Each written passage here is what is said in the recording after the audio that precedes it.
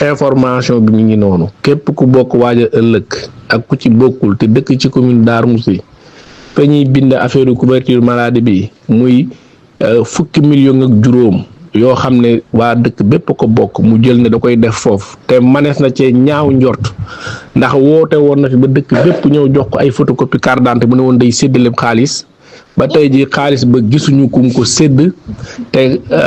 kenn xamul fu mu mujje may wax rek ne bu soobee yàlla bu élection ñëwee buñ ko gañee il faut ñu auditer mairie bi il faut ñu càmbar ko ndax liñ fi wax ci xaalis ñuy séddale ak liñ jël ci carte d'identité yi nit ñi dafa bari boobaak léegi te gisaguñ nit ku ne sédd nañ ko te ku ne xam ne ne daaw woote woon na fi ay ndaje yu baree bari ndey séddale xaalis jël carte d'identité nit ñi lii itam danañ ko topp ndax bu dee couverture maladie danañ mën a am information xam ñaata nit yu dëkk ci tund wi lañ ci dugal ndax fukki million ak juróom yoo xam ne askan bee ko bokk tey ji robinet yi tëj na forage yi paan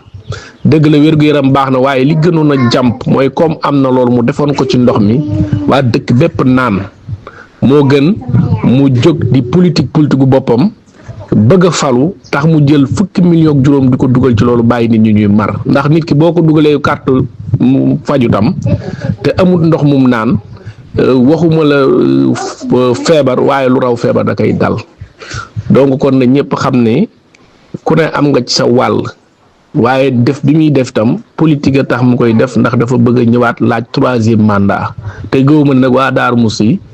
ñàkk nañ ñàkk bopp goo xam ne Madiou bi tey rek a fi nekk